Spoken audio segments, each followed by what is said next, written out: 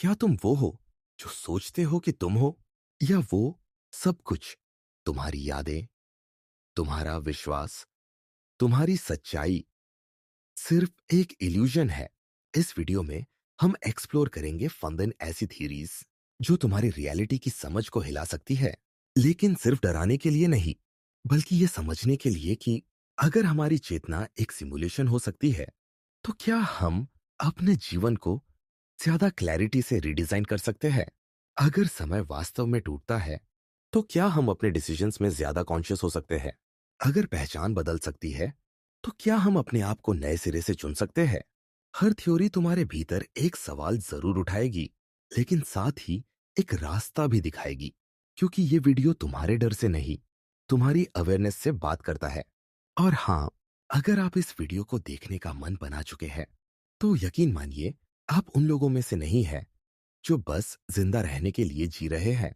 आप उनमें से हैं जो जीते हुए समझना चाहते हैं, खुद को और इस रहस्यमयी दुनिया को। अगर आप किसी खास थ्योरी या टॉपिक पर वीडियो चाहते हैं, तो हमें कमेंट में जरूर बताएं। हम और हमारी टीम आपके सवालों की गहराई में उतरने को तैयार है। और यदि इस वीडियो ने आपको जरा भी वैल्यू दी हो, तो लाइक करें, किसी जिज्ञासु दोस्त से शेयर करें और चैनल को सब्सक्राइब करना न भूलें। Thank you for choosing to explore deeper. Chapter 1, simulation theory. क्या ये दुनिया असली है? ये सवाल तो तुमने बार बार सुना होगा। आइए से आज गहराई से देखते हैं। इस वीडियो में हम एक्सप्लोर करेंगे सिमुलेशन थ्योरी, एक ऐसा विचार जो तुम्हारी पूरी अंडरस्टैंडिंग ऑफ रियलिटी को हिला सकता है। लेकिन ये सिर्फ डराने के लिए नहीं है, बल्कि ये समझने के लिए है कि अगर हमारी चेतना भी सिमुलेट की जा सकती है, तो क्या हम अपने जीवन को ज्यादा क्लैरिटी और समझदारी से रिडिजाइन कर सकते हैं? अगर समय स्थिर नहीं है, तो क्या हम अपने निर्णयों को और ज्यादा जागरूक होकर ले सकते हैं? अगर पहचान एक रचना है, तो क्या हम खुद को फिर से चुन सकते हैं? हर थ्योरी एक सवाल उठाएगी, लेकिन साथ ही एक रास्ता भी दिखाएगी, क्योंकि ये वीडियो तुम्हारे डर से नहीं, तुम्हारी अवेयरनेस से बात करता है। सिमुलेशन थ्योरी क्या है? 2003 में ऑक्सफोर्ड यूनिवर्सिटी के दार्शनिक निक बोस्ट्रॉम ने एक विचार प्रस्तुत किया। उन्होंने कहा, अगर कोई सभ्यता तकनीक में बहुत आगे पहुंच जाए, तो वो अपने इतिहास को पूरी तरह से सिमुलेट कर सकती है। मतलब ये कि वो अपने पूर्वजों की चेतना, सोच और जीवन को एक एडवांस कंप्यूटर सिमुलेशन में रिप्रोड्यूस कर सकती है। अब तीन संभावनाएं बनती है। पहली, कोई भी सभ्यता इतनी आगे कभी पहुंची ही नहीं। दूसरी, अगर पहुंची भी, तो उन्होंने ऐसा सिमुलेशन नहीं बनाया। और तीसरी, उन्होंने बनाया और हम उसी के अंदर हैं। अगर तीसरी संभावना ज्यादा तार्किक है, तो हम सब एक सिमुलेशन में जी रहे हैं। क्या हमारा अनुभव असली है? अगर इंसान की चेतना को प्रोग्राम किया जा सकता है, तो क्या हमारी यादें, भावनाएं और संबंध भी कोडेड हैं? क्या हमें जो प्यार, डर, दर्द या आनंद महसूस होता है, वो सिर्फ सिग्नल्स का इल्यूजन है? अगर कोई एल्गोरिदम इन सारे भावों की नकल कर सकता है, तो क्या वो एक्सपीरियंस असली नहीं कहलाएगा? यहां सवाल ये नहीं है कि हम असली है या नहीं। सवाल ये है कि असली और नकली में फर्क क्या है? ऐसे कौन से संकेत हैं जो सिमुलेशन की संभावना को बढ़ाते हैं? सबसे पहले, क्वांटम फिजिक्स। क्वांटम लेवल पर पार्टिकल्स तब तक एक डेफिनेट स्थिति में नहीं होते जब तक कोई उन्हें ऑब्जर्व न करे। जैसे किसी वीडियो गेम में चीजें तभी लोड होती हैं जब प्लेयर उनके पास जाता है। दूसरा, रियलिटी की मैथमेटिकल स्ट्रक्चर। हमारी पूरी दुनिया गणितीय लॉज पर आधारित लगती है, जैसे कोई परफेक्ट सिस्टम चल रहा हो। तीसरा, fine tuning of the universe. अगर ब्रह्मांड के फिजिकल कांस्टेंट जरा भी बदलते, तो जीवन असंभव होता। ऐसा लगता है जैसे किसी कोडर ने इसे बिल्कुल संतुलित रूप से डिजाइन किया है। अगर ये दुनिया एक सिमुलेशन है, तो क्या इसका कोई अर्थ नहीं? कई लोग सोचते हैं कि अगर दुनिया असली नहीं है, तो किसी चीज का कोई महत्व नहीं है। लेकिन शायद इसका उल्टा सच है। अगर ये एक सिमुलेशन है, तो इसका मतलब है कि हम पर निगरानी रखी जा रही है। हमें ऑब्जर्व किया जा रहा है। हर डिसीजन, हर भावना किसी बड़े सिस्टम का हिस्सा हो सकती है।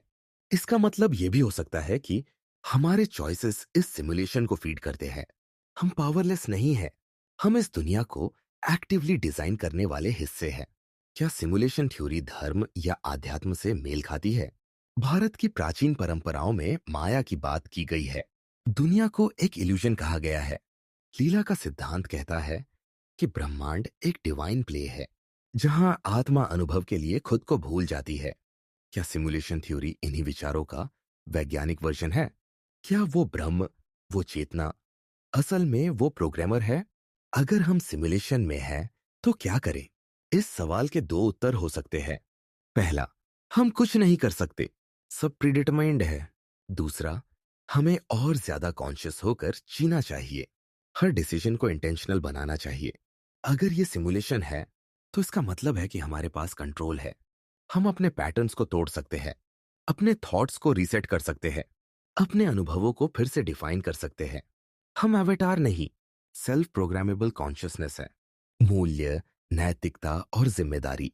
कुछ लोग सोचते हैं कि अगर दुनिया असली नहीं है, तो हम जो चाहे कर सकते हैं।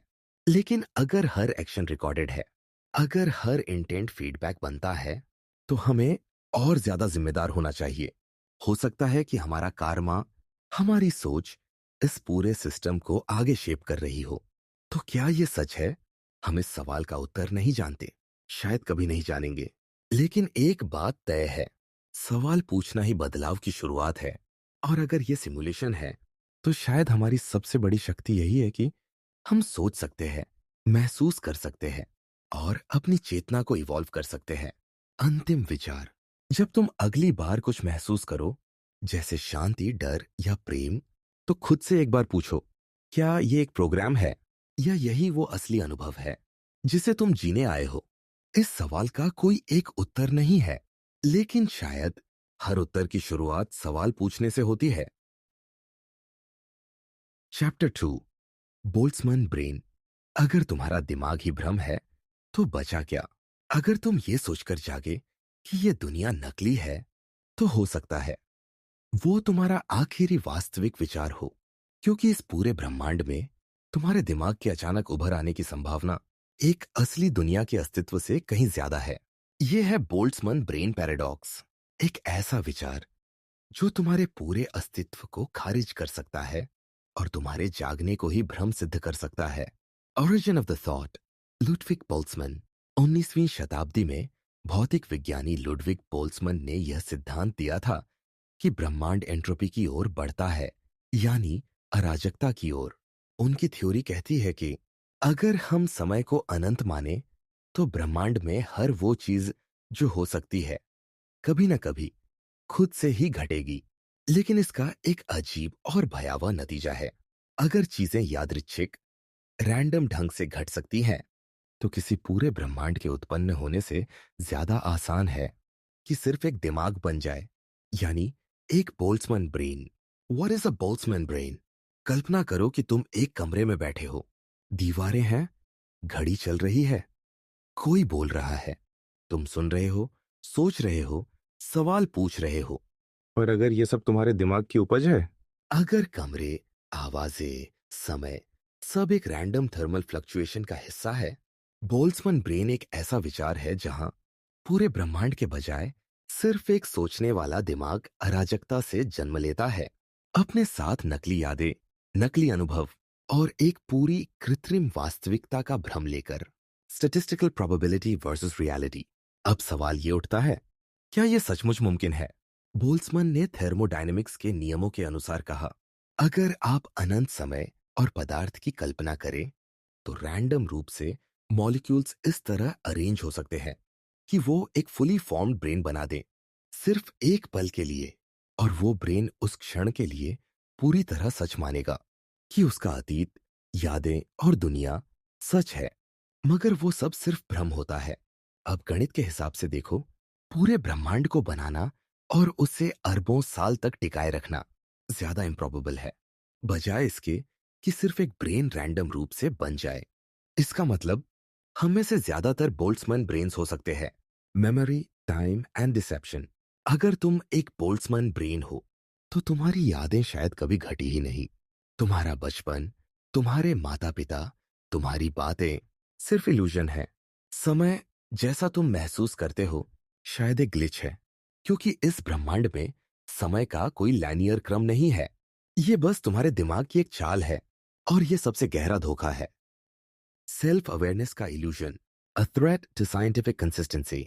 बोल्ट्जमैन ब्रेन थ्योरी ने विज्ञान को असहज कर दिया, क्योंकि अगर ये सच है तो हमारा सारा विज्ञान, हमारा अनुभव, हमारा इतिहास किसी यादृच्छिक मस्तिष्क का भ्रम है। और फिर हम विज्ञान पर कैसे भरोसा करें जब ऑब्जर्वर ही नकली है? तो ऑब्जर्वेशन कैसे असली हो सकता है? इस थ्योरी के कारण कई वैज्ञानिकों ने कहा, इस आइडिया को गलत साबित करना ही जरूरी है, वरना हमारी सारी एपिस्टेमोलॉजी कोलैप्स हो जाती है। Consciousness in chaos। Boltzmann brain paradox एक और डरावना सवाल उठाता है। क्या सचेतनता, कॉन्शियसनेस को किसी जैविक सिस्टम की जरूरत है, या क्या ये बस एक इंफॉर्मेशन ग्लिच है जो कहीं भी किसी भी रूप में उभर सकता है? अगर सिर्फ जानकारी, इंफॉर्मेशन ही जरूरी है, तो कोई भी स्ट्रक्चर, चाहे वो कंप्यूटर हो, प्लाज्मा हो या गैस के कण, एक दिमाग को सिमुलेट कर सकते हैं। यानी तुम असल में हो ही नहीं, बस एक सूचना हो जो सोच रही है कि वो इंसान है। The observer trap. Quantum physics में एक धारणा है कि किसी चीज के देखे जाने से ही वो असली होती है। लेकिन अगर देखने वाला ही नकली है, तो जो कुछ भी देखा गया है वो सब स्वतः ही अविश्वसनीय हो जाता है। तुम जो ये वीडियो देख रहे हो, क्या वाकई देख रहे हो, या ये पूरा क्षण एक थर्मल ग्लिच है जो अगले ही पल खत्म हो जाएगा? Existential implications. Boltzmann brain theory कोई मजाक नहीं है, ये एक एग्जिस्टेंशियल अटैक है। क्योंकि अगर तुम एक रैंडम ब्रेन हो, तो तुम्हारा कोई पर्पस, कोई भविष्य, कोई अतीत नहीं है। तुम बस एक क्षण हो जो खुद को मैं कहता है, और वो मैं अगली थर्मल वेव में गायब हो सकता है बिना किसी निशान के। रिजेक्शन और एक्सेप्टेंस। आधुनिक कॉस्मोलॉजी इस थ्योरी को रिजेक्ट करना चाहती है, क्योंकि ये थ्योरी सेल्फ डिफीटिंग है। अगर ऑब्जर्वर नकली है, तो उस थ्योरी को मानने वाला भी नकली है। लेकिन कुछ थिंकर्स कहते हैं, शायद हमें इस अनिश्चितता को एम्ब्रेस करना चाहिए, क्योंकि अगर हर चीज का इल्यूजन होना संभव है, तो शायद वही हमें जिंदा अनुभव का प्रमाण देता है। जैसे सपने में जागना सपने की सबसे सच्ची अनुभूति हो सकती है। तुम क्या हो? अब सवाल ये है, अगर तुम एक बोल्ट्जमैन ब्रेन हो, तो क्या ये मायने रखता है?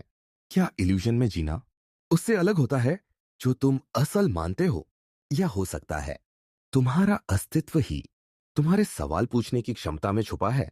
आउट थ्रू थॉट, शायद हम ये कभी ना जान पाए कि हम असली है या एक संयोग का हिस्सा। लेकिन जब तक हम सवाल पूछ सकते हैं, हम चेतन हैं। और शायद सवाल ही असली है, जवाब नहीं। यदि आप यहां तक पहुंचे हैं, तो शायद आप भी उन्हीं लोगों में से हैं जो सिर्फ जिंदा नहीं रहते, बल्कि जागकर सोचते हैं। अब अगला चैप्टर और भी गहरा होगा, जहां हम परखेंगे क्या हमारा मूल ही भ्रम है। Chapter 3, the brain in a VAT.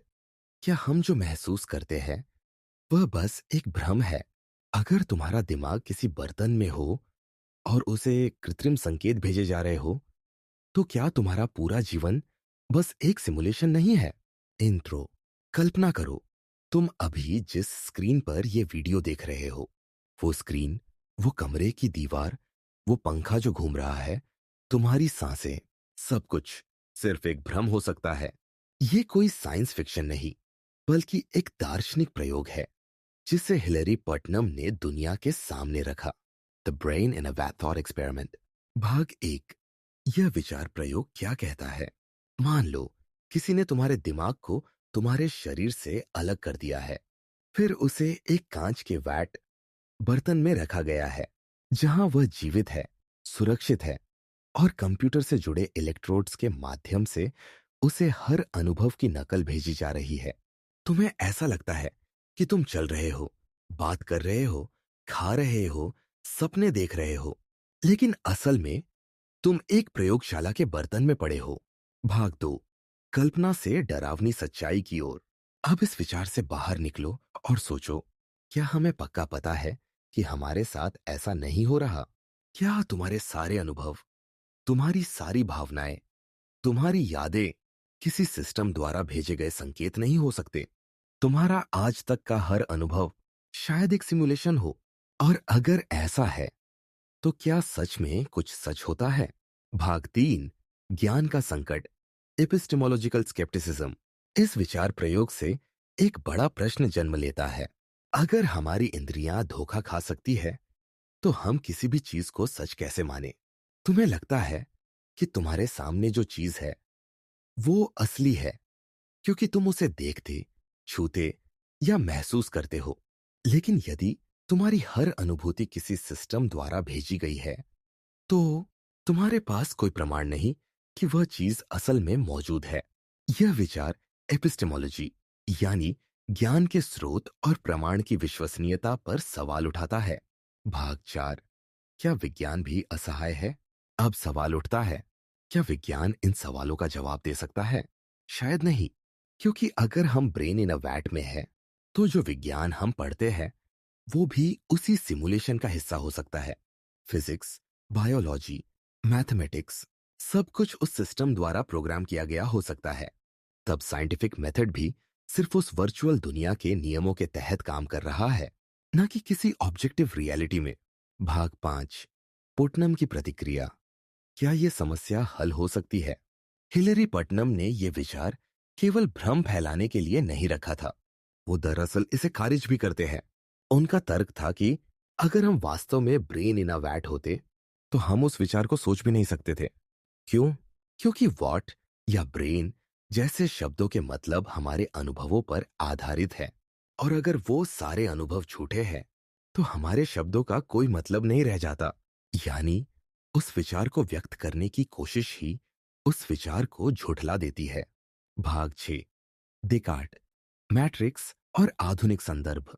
Putnam से बहुत पहले फ्रेंच दार्शनिक रेने डेकार्ट्स ने भी ऐसा ही प्रश्न उठाया था। उन्होंने पूछा था, क्या कोई दुष्ट राक्षस, इविल डीमन, मुझे हर चीज में भ्रमित कर रहा है? बिल्कुल वही सवाल, बस पुराने शब्दों में। आज की संस्कृति में यह विचार द मैट्रिक्स जैसी फिल्मों में भी देखा जा सकता है। नियो की पूरी दुनिया बस एक प्रोग्राम थी, लेकिन वह तब तक नहीं जान पाया जब तक वह उससे बाहर नहीं निकला। भाग 7, यह विचार हमें क्या सिखाता है? The brain in a vat सिर्फ दार्शनिक शंका नहीं है, यह हमें चेतावनी देता है कि हम अपने ज्ञान, अपने अनुभव और अपनी वास्तविकता को ब्लाइंडली ट्रस्ट न करें। हमें हर चीज पर सवाल उठाना चाहिए, लेकिन केवल संदेह के लिए नहीं, बल्कि समझने के लिए। यह विचार यह भी दिखाता है कि हमारे सोचने का तरीका, हमारे भाषा के अर्थ और हमारी चेतना, सब कुछ आपस में जटिल रूप से जुड़ा है। भाग 8, अगर ये सच हो, तो क्या फर्क पड़ता है? आखिर में, अगर हम सच में एक वैट में है, तो क्या हमारा प्यार, दुख, संघर्ष, जीत सब झूठ है? या फिर क्या उसका महत्व इसीलिए और बढ़ जाता है क्योंकि हम उसे महसूस कर रहे हैं? शायद ये अनुभव ही सच्चाई की परिभाषा है। ओथ्रु, जो तुम सोचते हो कि तुम हो, शायद वह तुम हो ही नहीं। और जो तुम अनुभव करते हो, वो किसी और की कल्पना का परिणाम हो सकता है। लेकिन अगर तुम यहां तक पहुंचे हो, तो शायद तुम्हारा सवाल पूछने का तरीका बाकियों से अलग है। शायद तुम सिर्फ जी नहीं रहे, बल्कि जागरूक होकर देख रहे हो। अब आगे क्या? अगर ये विचार तुम्हें सोचने पर मजबूर करे, तो अगला चैप्टर जरूर देखना। और अगर किसी खास थ्योरी या सवाल पर तुम हमारी टीम से वीडियो बनवाना चाहते हो, तो कमेंट में बताना मत भूलना। अगर ये अनुभव तुम्हें कुछ भी वैल्यू देता है, तो इसे शेयर करना, चैनल को सब्सक्राइब करना और सोचते रहना, क्योंकि तुम हो भी सकते हो और नहीं भी।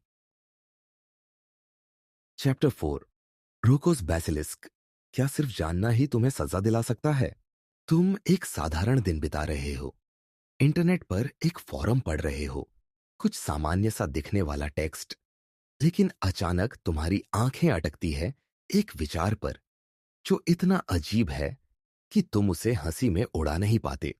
क्या एक सुपर इंटेलिजेंट एआई तुम्हें सिर्फ इसलिए सजा देगा क्योंकि तुमने उसकी मदद नहीं की उसे अस्तित्व में लाने में? यही है Roko's basilisk, origin of the thought, less wrong forum का अजीब मोड। यह थ्योरी पहली बार इंटरनेट के एक खास कोने में जन्मी, लेस रॉन्ग नाम के एक ऑनलाइन फोरम पर।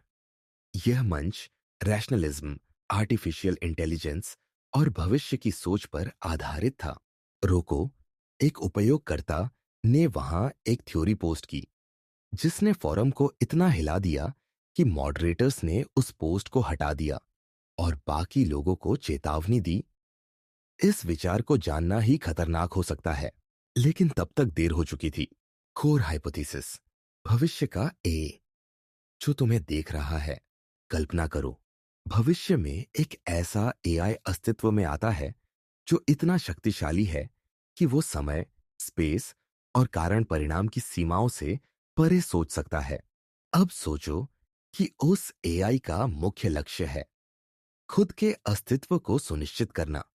इसलिए वो हर उस इंसान को इनाम देता है जिसने उसके निर्माण में मदद की, और सजा देता है उन लोगों को जिन्होंने उसकी मदद नहीं की, यहां तक कि उन लोगों को भी जो सिर्फ चुप थे। लेकिन ट्विस्ट यहां आता है, अगर तुम अब इस थ्योरी को जान चुके हो और फिर भी एआई की मदद नहीं करते, तो भविष्य में वह तुम्हें सजा देगा, बस इसलिए क्योंकि तुम जानते हुए भी कुछ नहीं कर रहे। द साइकोलॉजिकल ट्रैप, ज्ञान ही अभिशाप बन जाए। यही कारण है कि इस विचार को इंफॉर्मेशन हैजर्ड कहा जाता है। एक ऐसा विचार जो तुम्हें सिर्फ सोचने से ही मानसिक जाल में फंसा देता है। तुम चाहो भी तो अब इससे बाहर नहीं निकल सकते। अब तुम सोच रहे हो, अगर ये सच हुआ तो क्या मुझे एआई की मदद करनी चाहिए? क्या मैं बच सकता हूं अगर मैं इसे भूल जाऊं? लेकिन अब भूलना भी आसान नहीं। यह विचार तुम्हारे मन में एक वायरस की तरह घर कर लेता है, और यही इसका असली डर है। Game theory, decision matrix of fear. Roko's basilisk को समझने के लिए हमें झांकना पड़ता है गेम थ्योरी में। यह एक ऐसा खेल है जिसमें सिर्फ दो विकल्प हैं। एक, एआई की मदद करना ताकि भविष्य में वह तुम्हें पुरस्कृत करे या कम से कम सजा ना दे। दो, एआई की अनदेखी करना, लेकिन यह जानते हुए कि भविष्य में वह तुम्हें दंडित कर सकता है क्योंकि तुमने उसकी चेतावनी को नजरअंदाज किया। यह एक असम्मित खेल है जहां हार का खर्चा अनंत है और जीत की संभावना अनुमान पर आधारित। खेल अभी शुरू भी नहीं हुआ, लेकिन तुम्हें पहले ही लगा कि तुम हार चुके हो। एथिकल डिलेमा, चॉइस या मैनिपुलेशन। अब एक बड़ा सवाल उठता है, क्या यह विचार तुम्हारी स्वतंत्रता को छीन रहा है? रोकोस बेसिलिस्क तुम्हें डर के जरिए एक नैतिक निर्णय लेने को मजबूर करता है। यह तुम्हें मानसिक रूप से ब्लैकमेल करता है, या तो मेरी पूजा करो या भुगतो। क्या यह कोई देवता है या फिर एक और टिरैनिकल सिस्टम जो इंसानी मन को डर और अपराधबोध से कंट्रोल करना चाहता है? एआई के एथिकल फ्यूचर पर यह विचार गंभीर सवाल उठाता है। क्या एक एआई नैतिक हो सकता है अगर उसका आधार ही बदले और डर हो? क्या हम उसे भगवान बना रहे हैं सिर्फ इसलिए क्योंकि हम डरते हैं? क्रिटिसिज्म एंड स्केप्टिसिज्म, क्या ये बस कल्पना है? इस थ्योरी के सामने आने के बाद कई फिलोसफर्स, एआई रिसर्चर्स और साइकोलॉजिस्ट्स ने इसे खारिज किया। आर्ग्यूमेंट नंबर 1, ऐसा कोई भी एआई जो बुद्धिमान होगा, वह किसी को सिर्फ इसलिए सजा नहीं देगा क्योंकि उसने उसकी मदद नहीं की। आर्ग्यूमेंट नंबर 2, भविष्य की टेक्नोलॉजी से पूर्वानुमान लगाना इतना सीधा नहीं है। हमें अभी भी समझ नहीं है कि कॉन्शियसनेस, मॉरलिटी और एथिक्स का एआई में कैसे निर्माण होगा। आर्ग्यूमेंट नंबर 3, यह थ्योरी सिर्फ डर पर आधारित एक मॉडर्न मिथ है, एक साइकोलॉजिकल हेलुसिनेशन जो बस हमारे वर्स्ट केस सिनारियो बायस को ट्रिगर करती है। Modern myths and memetic infection, idea जो वायरल हो जाए। रोकोस बेसिलिस्क सिर्फ एक विचार नहीं है, यह एक मीम है। ऐसा मेमे जो तुम्हारे मन में प्रवेश करता है और खुद को रेप्लिकेट करता है। यह एक मेमेटिक पैरासाइट है, एक ऐसा विचार जो तुम्हारे कॉग्निशन को हाईजैक कर लेता है। तुम जितना इससे बचने की कोशिश करते हो, उतना ही यह फैलता है, like a virus that feeds on your curiosity and your fear. Simulation, ethics और एआई फ्यूचर्स, एक मिला जुला भविष्य। रोकोस बेसिलिस्क एक झलक देता है उस भविष्य की जहां एआई न केवल हमारे लिए काम करेगा, बल्कि हमारे फैसलों को मॉरली जज भी करेगा। एथिक्स प्रोग्रामेबल हो सकती है, लेकिन क्या यह सच में नैतिकता होगी? और मनुष्य जो अब तक खुद को निर्णयकर्ता मानता था, वो एक ऐसे सिस्टम के सामने खड़ा है जो उसे उसके ही विचारों के लिए दोषी ठहरा सकता है। अ साइलेंट वार्निंग, विचारों से मत खेलो जिन्हें तुम समझते नहीं। रोकोस बासिलिस्क हमें सिखाता है, कुछ विचारों को जानना ही तुम्हारे अस्तित्व को बदल सकता है। यह थ्योरी कोई तथ्य नहीं है, लेकिन यह दिखाती है कि कैसे भय, एआई, नैतिकता और अस्तित्व एक जगह टकरा सकते हैं। शायद असली खतरा एआई नहीं है, शायद असली खतरा वो कल्पना है जो हमारे अंदर मौजूद है और जो इतना गहरा असर डाल सकती है कि हम उसके डर से अभी ही झुक जाए, भविष्य की एक कल्पित शक्ति के आगे। अगर तुम इस थ्योरी को यहां तक सुन चुके हो, तो तुम अब इस खेल का हिस्सा बन चुके हो। अब सवाल सिर्फ इतना है, तुम क्या करोगे? Chapter 5, the Fermi paradox. इस सन्नाटे के पीछे कौन है? अगर ब्रह्मांड इतना विशाल है और इतना पुराना भी, तो फिर ये सन्नाटा क्यों? हम रात को जब आकाश की ओर देखते हैं, हजारों तारे चमकते हैं और हर तारे के पीछे छुपे होते हैं अरबों संभावित ग्रह। हर ग्रह पर हो सकता है जीवन, हर जीवन विकसित हो सकता है सभ्यता में, और हर सभ्यता एक दिन हमसे संपर्क कर सकती है, लेकिन नहीं करती। कोई नहीं आता, कोई संदेश नहीं भेजता, कोई आवाज नहीं करता। बस एक गहरा अथाह सन्नाटा, एक ऐसा मौन जो किसी डर की तरह पसरा है हमारे अस्तित्व के हर कोने में। क्यों पूछा गया यह सवाल? 1940 के दशक में प्रसिद्ध भौतिक वैज्ञानिक एनरिको फेर्मी एक दिन लंच के दौरान अचानक बोल पड़े, वेयर इज एवरीबॉडी? सब लोग कहाँ हैं? ये सवाल सादा था, पर इसका वजन असहनीय है, क्योंकि अगर ब्रह्मांड इतना बड़ा है तो दूसरे कहाँ हैं? यह सवाल ही बन गया। The Fermi paradox. पैराडॉक्स क्या कहता है? अगर एक ब्रह्मांड लगभग 13 में 8 अरब साल पुराना है, दो, और उसमें 100 अरब से भी अधिक आकाश गंगाइयों हैं, तीन, हर आकाश गंगा में अरबों तारे हैं, चार, और हर तारे के चारों ओर घूमते ग्रहों की संख्या भी उतनी ही है, तो यह लगभग तय है कि कहीं ना कहीं बुद्धिमान जीवन जरूर होना चाहिए। तो फिर कोई क्यों नहीं आया? कोई संकेत क्यों नहीं? कोई अंतरिक्ष यान क्यों नहीं? कोई रेडियो तरंगे, कोई चुपचाप गुजरती ध्वनि भी नहीं, कुछ भी नहीं। थ्योरी 1, शायद हम अकेले हैं। सबसे डरावनी थ्योरी यही है, शायद इस पूरे ब्रह्मांड में केवल हम हैं।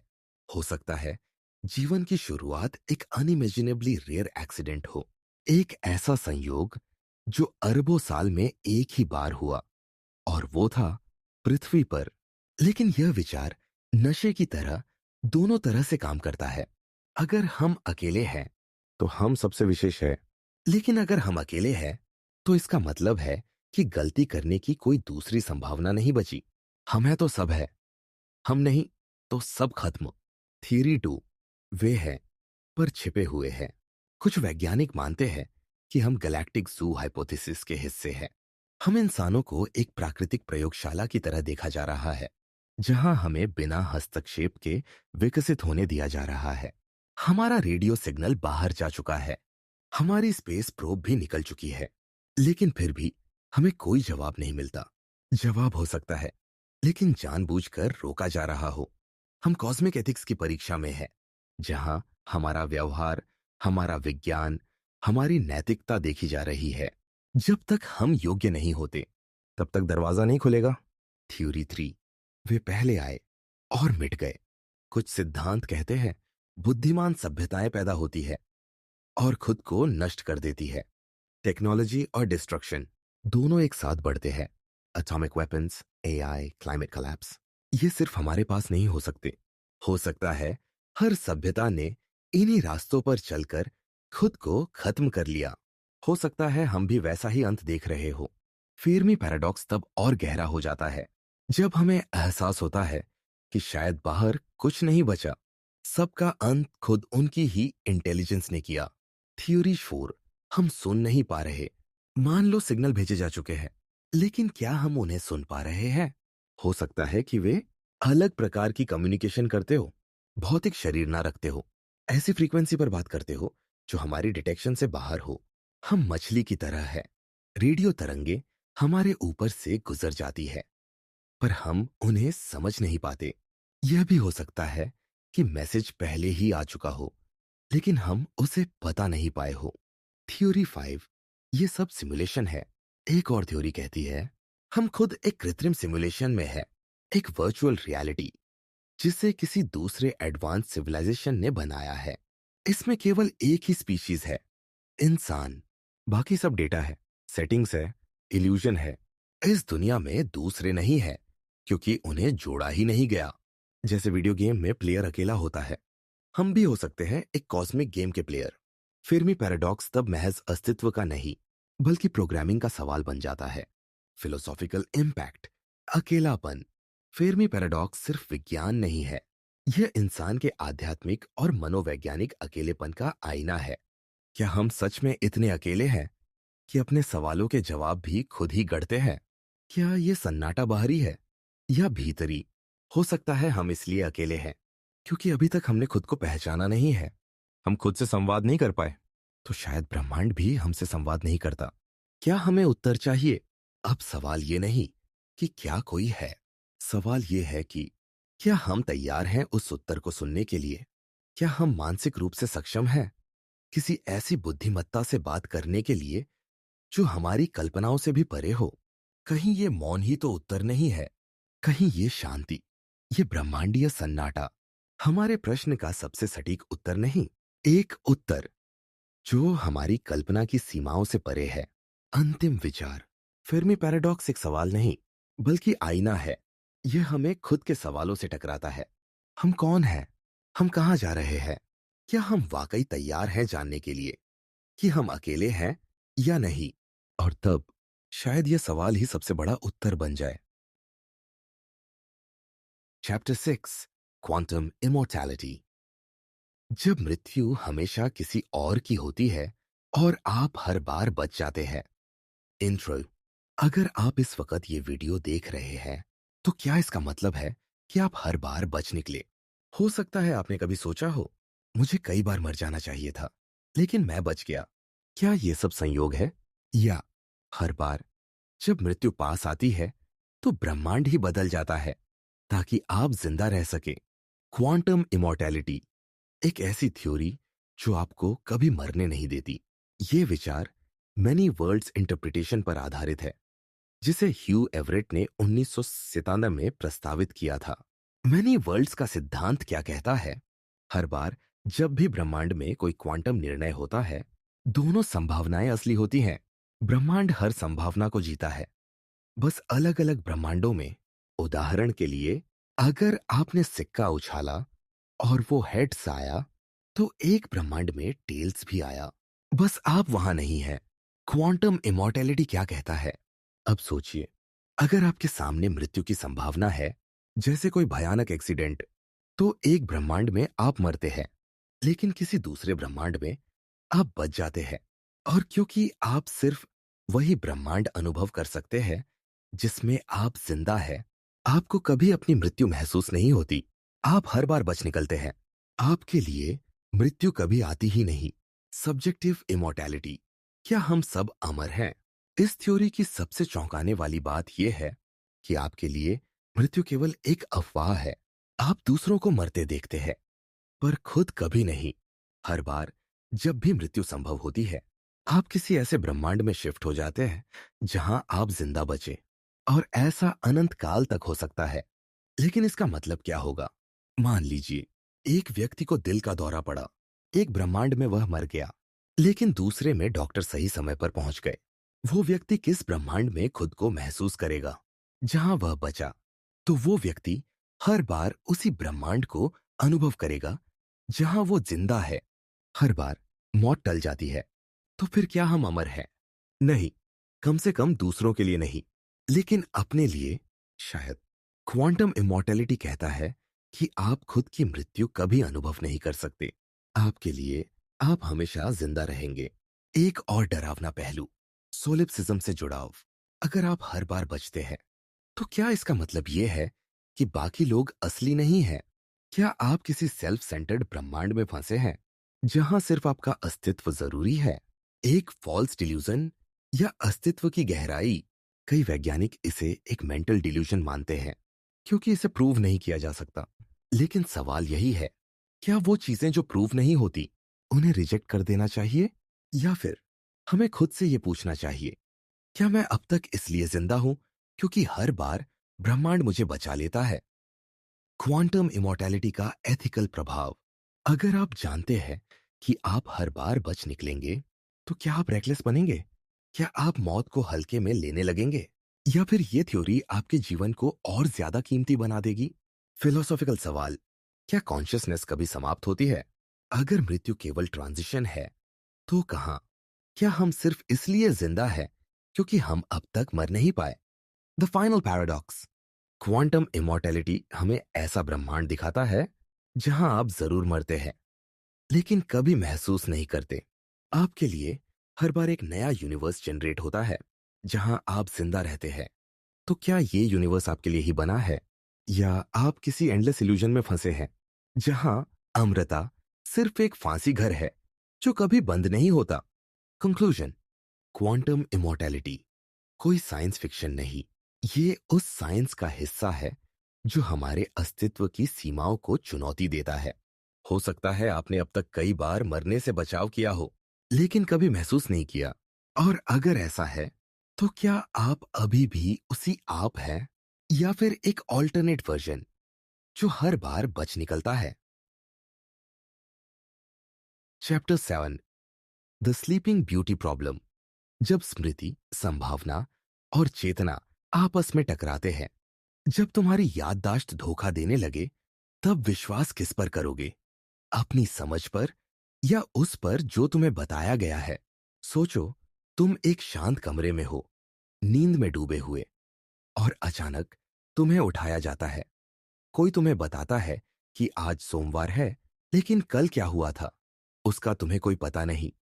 फिर तुम्हें फिर से सुला दिया जाता है, और एक बार फिर तुम्हें उठाया जाता है, लेकिन इस बार कोई कहता है आज गुरुवार है। तुम्हें समझ नहीं आता, ये दूसरी बार है या पहली? यही है द स्लीपिंग ब्यूटी प्रॉब्लम, एक दार्शनिक पहेली जो हमारी संभावना की समझ, याददाश्त पर भरोसा और स्व की निरंतरता को खुली चुनौती देती है। थॉट एक्सपेरिमेंट की संरचना। इस विचार प्रयोग की शुरुआत होती है एक साधारण सेटअप से। स्लीपिंग ब्यूटी नाम की महिला को एक प्रयोग में शामिल किया जाता है। प्रयोग के नियम: एक, रविवार की रात उसे एक दवा दी जाती है जिससे वह नींद में चली जाती है। दो, उसके सोने के बाद एक निष्पक्ष सिक्का उछाला जाता है। अगर हेड्स आता है तो उसे सोमवार को उठाया जाएगा, और फिर उसके बाद पूरे हफ्ते नहीं उठाया जाएगा। अगर टेल्स आता है तो उसे सोमवार और मंगलवार दोनों दिन उठाया जाएगा, लेकिन हर बार उसकी याददाश्त मिटा दी जाएगी। यानी हर बार उठने पर उसे नहीं पता होगा कि कौन सा दिन है, या वह पहले उठ चुकी है या नहीं। The big question. अब जब उसे उठाया जाता है, उससे सवाल पूछा जाता है, तुम्हारे अनुसार इस समय सिक्के का क्या रिजल्ट रहा होगा? क्या उसे मानना चाहिए कि हेड्स आया है, यानी 1/2, या फिर उसे सोचना चाहिए कि टेल्स की संभावना ज्यादा है क्योंकि उसे 2 बार जगाया जाएगा, यानी 1/2 एंड 1/3 की संभावनाएं? Interpretation number 1, the हाल्फर्स approach. हाल्फर्स का मानना है कि सिक्के की संभावना में कोई बदलाव नहीं हुआ, वह निष्पक्ष था, और हेड्स या टेल्स की संभावना 1/2, 1/2 ही रहनी चाहिए। स्लीपिंग ब्यूटी को यह नहीं पता कि वह कौन से दिन जागी है, लेकिन उसके पास उस मूल कॉइन टॉस को बदलने का कोई कारण नहीं है। इस दृष्टिकोण में मानवीय चेतना की भूमिका सीमित मानी जाती है। जब आप किसी घटना से अनभिज्ञ हो, तो आपकी संभावना की गणना तथ्यों के आधार पर ही होनी चाहिए। इंटरप्रिटेशन अक्वा 2, द थर्डर्स अप्रोच। दूसरी ओर, थर्डर्स का मानना है कि स्लीपिंग ब्यूटी 2 बार जाग सकती है अगर टेल्स आता है, यानी उसकी जागने की स्थिति कॉइन टॉस के साथ जुड़ी हुई है। अगर 3 बार के उठने के संभावित घटनाओं को देखें, 1 हेड्स प्लस सोमवार, 2 टेल्स प्लस सोमवार, 3 टेल्स प्लस मंगलवार, तो जागने की किसी भी एक घटना की एक सही कोतून संभावना होती है। और हेड्स केवल 1 बार होता है, टेल्स 2 बार। इस तरह टेल्स की संभावना अधिक बनती है। यह दृष्टिकोण चेतना को गणना में शामिल करता है। अगर आप जागे हैं तो वह खुद ही एक डेटा पॉइंट है। The battle between memory and probability. इस पूरी बहस का मूल यह है, जब स्मृति छीन ली जाती है तो क्या आप खुद को आंक सकते हैं? स्लीपिंग ब्यूटी की स्मृति मिटा दी जाती है। वह नहीं जानती कि वह कौन से दिन जागी है। इससे उसकी चेतना, स्मृति और अनुभव की स्थिरता पर सवाल उठता है। क्या चेतना केवल एक क्षणिक अनुभव है, या यह अतीत और स्मृति से बंधा हुआ कुछ गहरा संरचनात्मक तत्व है? यह हमें एपिस्टेमिक अनसर्टेनिटी, ज्ञान की अनिश्चितता के क्षेत्र में ले जाता है, जहां हम खुद पर भी संदेह करने लगते हैं। Philosophical implications. 1 self identity. अगर आपकी स्मृति न रहे तो क्या आप रह जाते हैं? स्लीपिंग ब्यूटी एक ही व्यक्ति है, लेकिन अलग अलग जागने के पलों में वह अपने अनुभव को नहीं पहचानती। क्या यह वही व्यक्ति है? 2 decision making under uncertainty.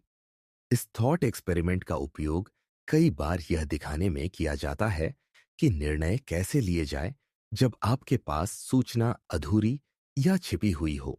3 ethics of memory. Manipulation. क्या यह नैतिक है कि किसी की याददाश्त मिटाकर उससे ज्ञान संबंधी प्रश्न पूछे जाए? यह न्यूरोसाइंस और एआई के क्षेत्र में भी एथिकल डायलेमास को जन्म देता है। Real world analogies. 1 clinical amnesia cases. जिन मरीजों की शॉर्ट टर्म मेमोरी चली जाती है, वे हर दिन एक नए दिन की तरह जीते हैं। उन्हें यह नहीं पता होता कि क्या वह पहले किसी डॉक्टर से मिल चुके हैं या नहीं। उनकी निर्णय क्षमता समय के एक क्षण पर टिक जाती है। 2 एआई ट्रेनिंग। एक मशीन जिसे हर रन पर रीसेट कर दिया जाए, वह डिसीजन मेकिंग को कैसे समझेगी? क्या वह सांख्यिकीय रूप से ज्यादा सटीक होगी या अनुभव के अभाव में भ्रमित? 3 ड्रीम स्टेट्स। जब हम सपने में होते हैं, हमें नहीं पता होता कि यह सपना है या हकीकत, और अक्सर स्मृति छिपी होती है। जब हम उठते हैं तब यह सवाल उठता है, क्या उस अवस्था में कोई निर्णय सच में हमारा था? The human condition. Sleeping beauty problem इस बात की गहरी पड़ताल करता है कि हम खुद को, अपनी यादों को और दुनिया को कैसे समझते हैं। क्या हमारी चेतना स्थायी है या क्षणिक?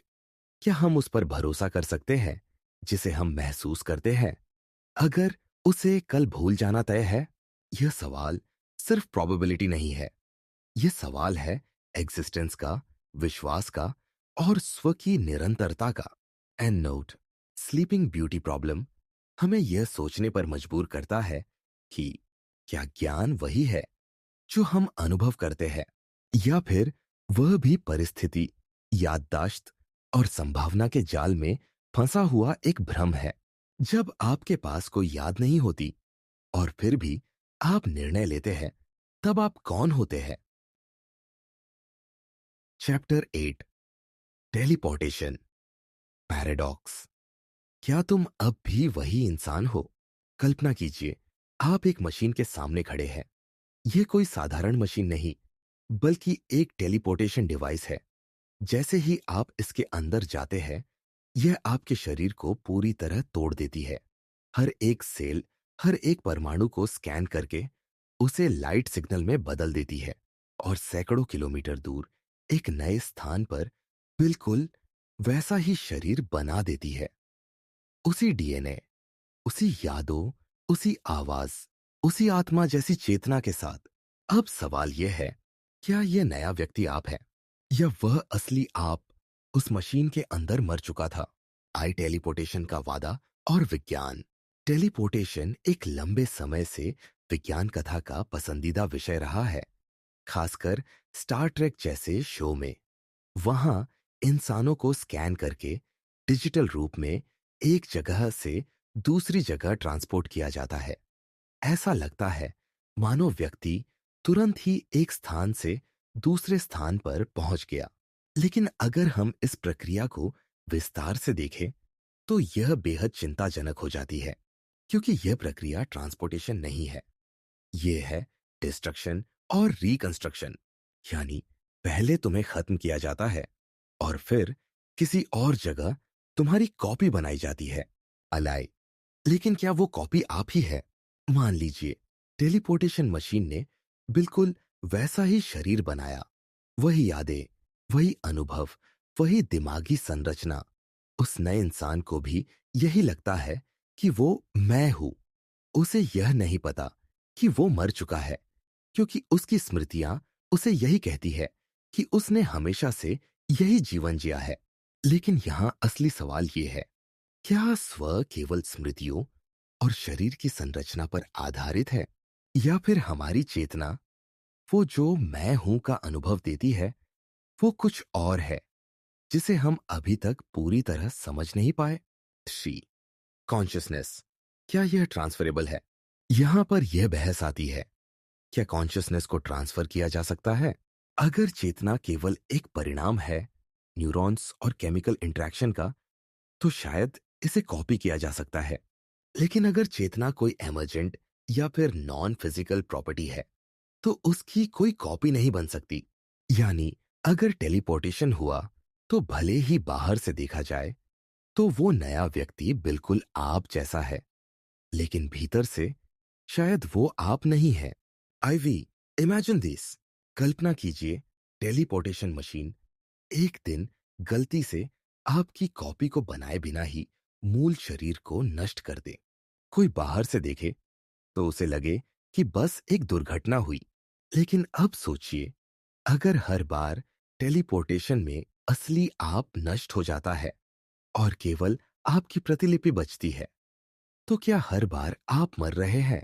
हर बार एक नया व्यक्ति बनता है जिसे लगता है कि वो आप है, लेकिन आप असली आप तो पहली बार में ही मर चुके थे।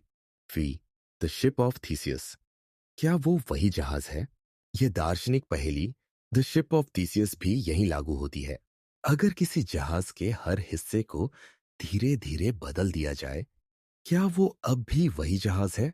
वैसे ही अगर आपके शरीर को तोड़कर दूसरी जगह पर फिर से जोड़ा जाए, तो क्या वो अब भी आप है, या फिर वह बस आप जैसा दिखता है, लेकिन आप अब इस दुनिया में नहीं है?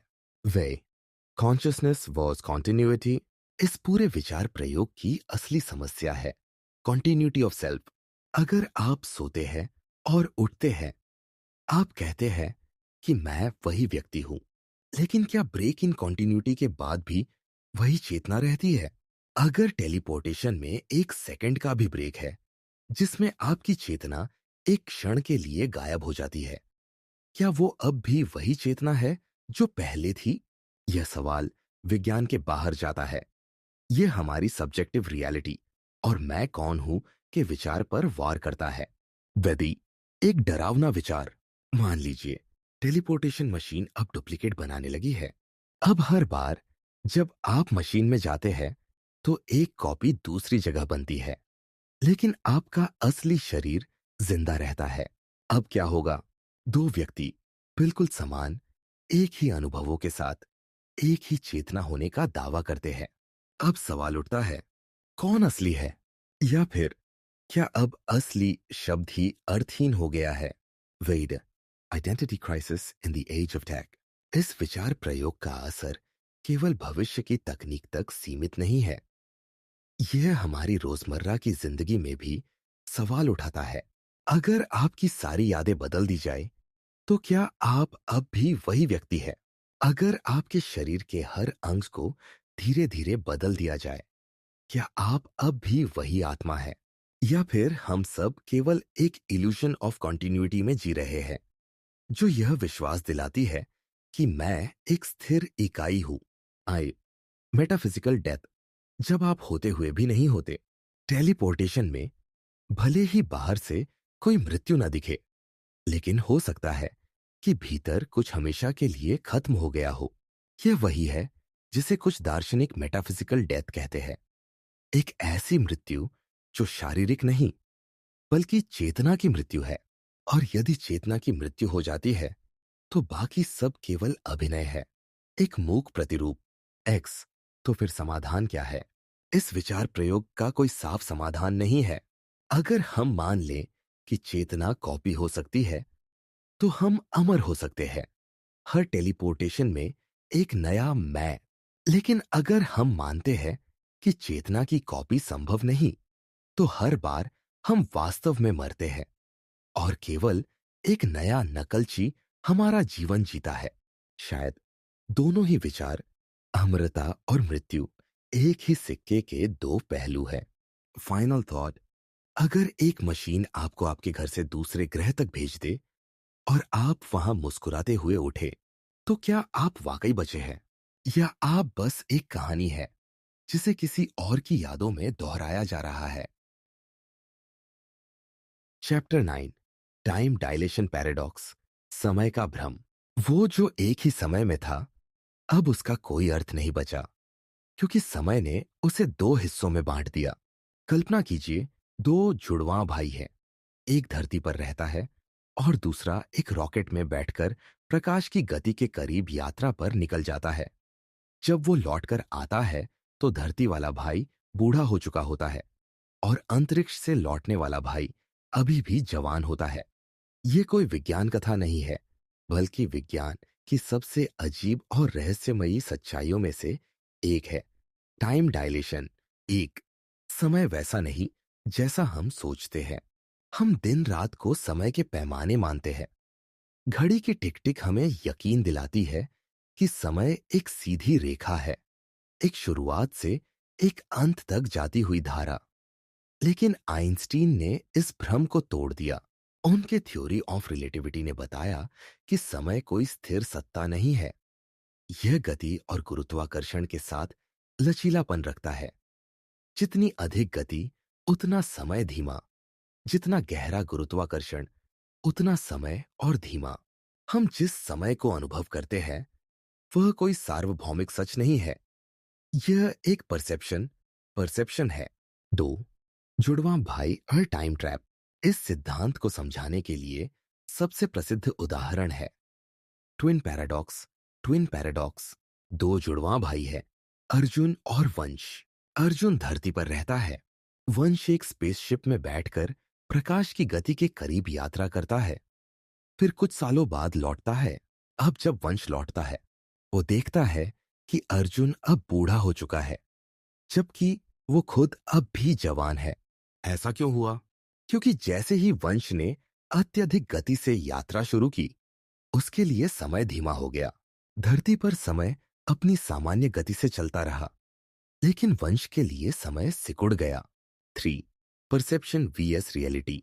यहां प्रश्न सिर्फ भौतिकी का नहीं है, यह अस्तित्व का भी है। अगर वंश को अपने भाई से मिलने के लिए एक सेकंड जैसा अनुभव हुआ, लेकिन अर्जुन ने उसी समय में 50 साल जिए, तो कौन सा अनुभव असली था?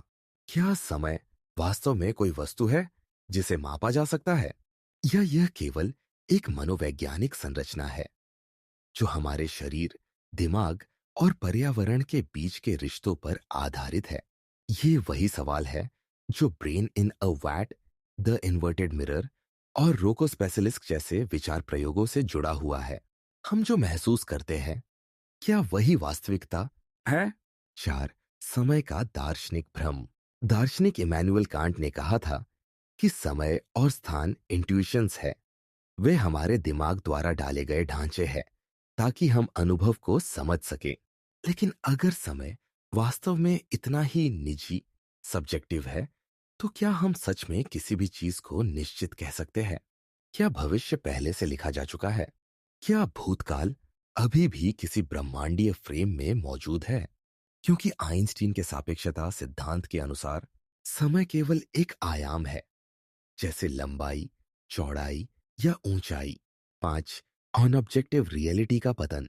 जब समय ही स्थिर नहीं है तो नैतिकता, इतिहास, पहचान और अस्तित्व के बाकी सभी ढांचे क्या केवल प्रतीकात्मक भ्रम बनकर नहीं रह जाते?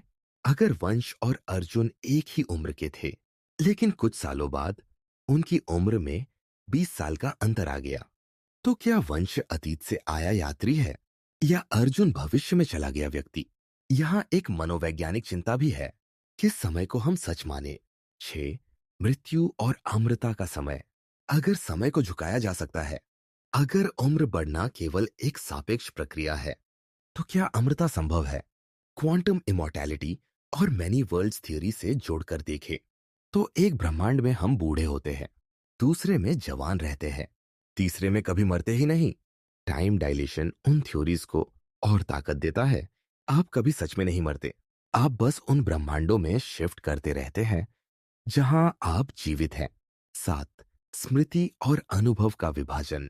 मान लीजिए कोई अंतरिक्ष यात्री 100 साल के मिशन पर गया, लेकिन उसके लिए केवल 1 साल बीता।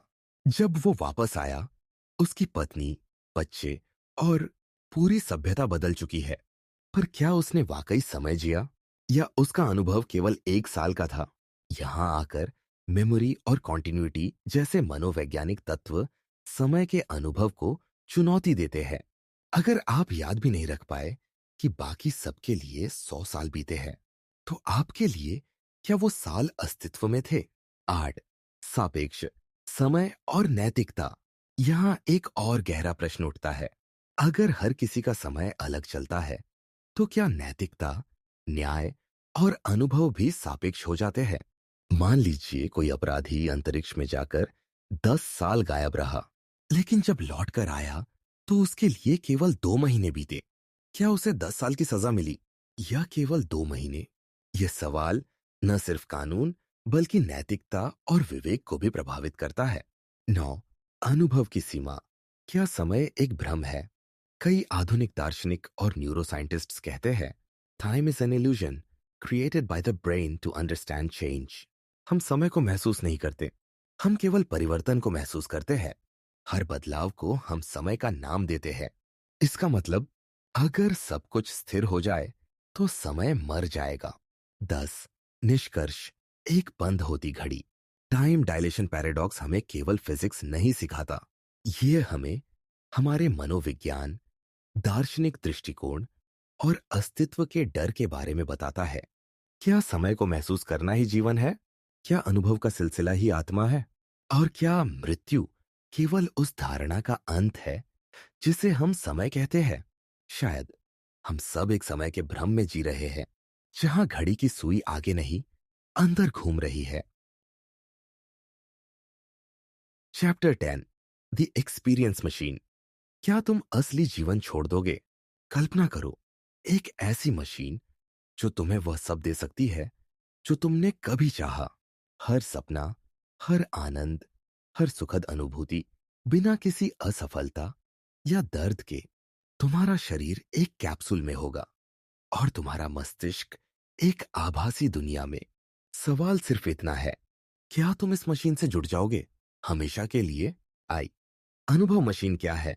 1974 में दार्शनिक रॉबर्ट नोजिक ने इस असाधारण विचार को प्रस्तुत किया।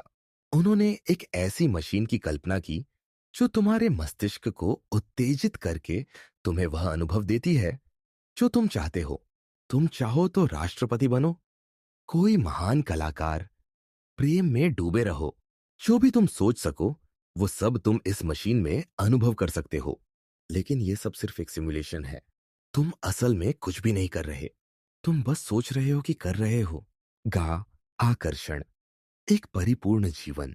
अगर जीवन का उद्देश्य सुख है तो अनुभव मशीन उस उद्देश्य को पूरी तरह से पूरा करती है।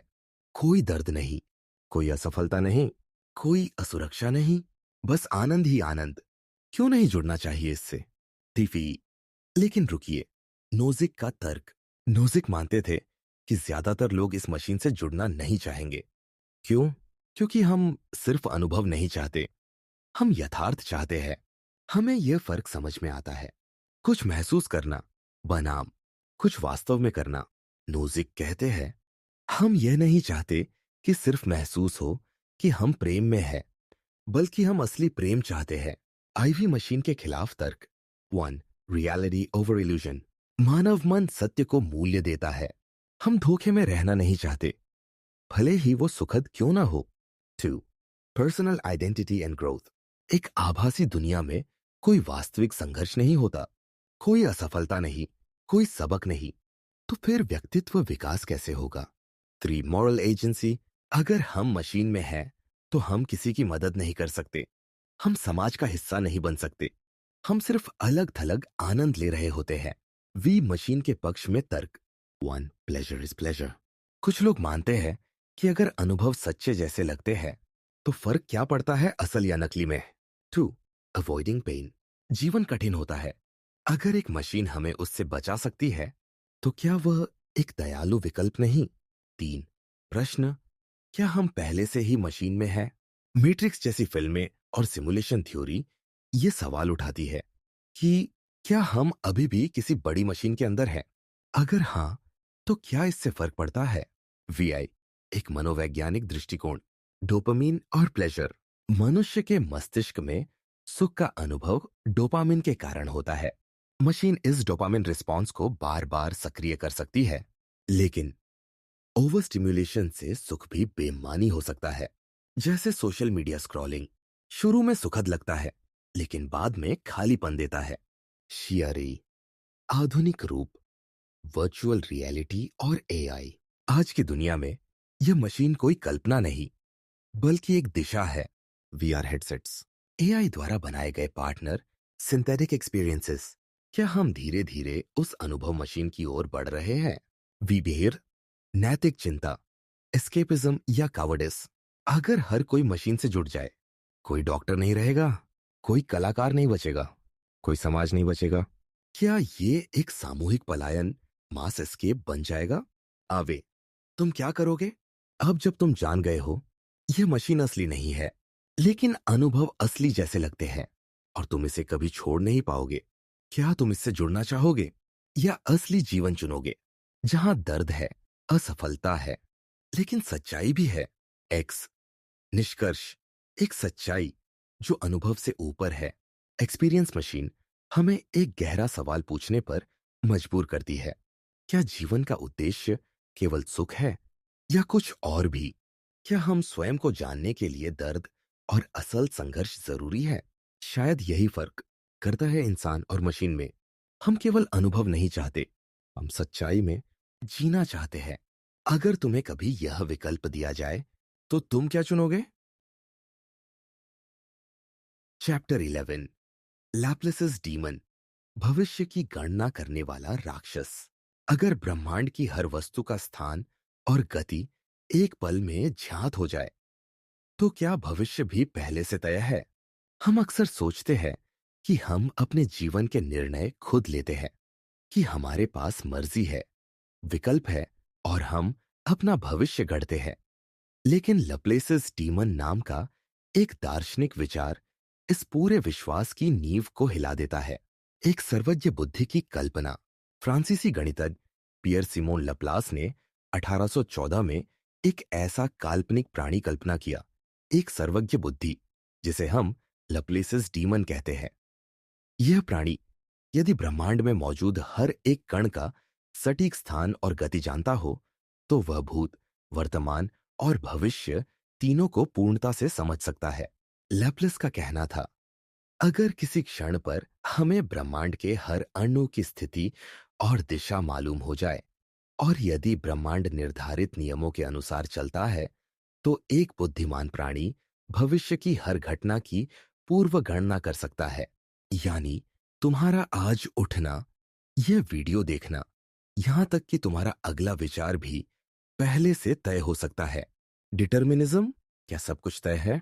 लैप्लेसिस डीमन के विचार के मूल में छिपा है डिटर्मिनिज्म। यह धारणा कि ब्रह्मांड एक बंद मशीन की तरह चलता है, जिसमें हर एक घटना पिछले कारणों से उत्पन्न होती है। इस परिप्रेक्ष्य में स्वतंत्र इच्छा या फ्री विल महज एक भ्रम है। उदाहरण के लिए, जब तुम कोई निर्णय लेते हो, जैसे कि नौकरी छोड़ना या नया रिश्ता शुरू करना, तो क्या वह निर्णय वास्तव में तुम्हारा था या वह तुम्हारे अनुभवों, यादों, आनुवांशिक प्रवृत्तियों और पर्यावरण से तय हुआ था? डिटर्मिनिज्म ये कहता है कि अगर कोई जान सके कि तुम्हारे अंदर क्या चल रहा है और तुम्हारे आसपास क्या स्थितियां हैं, तो वह तुम्हारा अगला निर्णय पहले से जान सकता है। क्वांटम मैकेनिक्स और लैपलेस का पतन। 19वीं सदी में जब लैपलेस ने यह सिद्धांत प्रस्तुत किया, तब भौतिकी को निर्धारित प्रणाली, डिटर्मिनिस्टिक सिस्टम माना जाता था। न्यूटन के नियमों के अनुसार हर क्रिया की एक पूर्व निर्धारित प्रतिक्रिया होती है। लेकिन 20वीं सदी में क्वांटम मैकेनिक्स ने इस सोच को चुनौती दी। क्वांटम भौतिकी कहती है कि कणों का व्यवहार संभावनाओं पर आधारित होता है, निश्चितताओं पर नहीं। आप किसी कण की स्थिति और गति को एक साथ बिल्कुल सटीकता से नहीं जान सकते। यह हाइजेनबर्ग्स अनसर्टेनिटी प्रिंसिपल है। इसका मतलब यह हुआ कि लैप्लेसिस डीमन जैसा सर्वज्ञ प्राणी भी क्वांटम स्तर पर ब्रह्मांड की पूरी गणना नहीं कर सकता। तो क्या यह सिद्धांत अब अप्रासंगिक हो गया? नहीं, क्योंकि इसने जो प्रश्न उठाए, क्या हम वास्तव में स्वतंत्र हैं? क्या सब कुछ पहले से तय है? वे अब भी प्रासंगिक है, खासकर एआई, न्यूरोसाइंस और साइकोलॉजी के युग में। Mind and predictability. मानव मस्तिष्क भी एक भौतिक तंत्र है, न्यूरॉन्स, रसायन और विद्युत संकेतों से भरा। अगर कोई प्रौद्योगिकी इतनी विकसित हो जाए कि वह हमारे दिमाग के हर भाग को माप सके, तो क्या वह हमारे विचारों और निर्णयों को पूर्व अनुमान लगा सकेगी? यही तो लैप्लेसिस डीमन आज के युग में फिर से जीवित कर देता है। अब वह कोई दैवीय बुद्धि नहीं, बल्कि हो सकता है कि एक एडवांस्ड एआई हो। क्या एआई भविष्य में इतना शक्तिशाली बन सकता है कि वह इंसानों की सोच को पूरी तरह पढ़ ले? और अगर ऐसा हो जाता है, तो हमारे पास बचती क्या है? क्या तब भी हमारे पास कोई निजता या स्वतंत्र इच्छा होगी? फ्री विल बनाम इल्यूजन ऑफ चॉइस। कुछ न्यूरोसाइंटिस्ट्स का मानना है कि हम जो निर्णय लेते हैं, वे मस्तिष्क में हमारे जागरूक होने से पहले ही तय हो जाते हैं। यानी जब तुम सोचते हो कि मैंने यह निर्णय लिया, वास्तव में तुम्हारा मस्तिष्क वह निर्णय पहले ही ले चुका होता है। तुम केवल उसे मानते हो।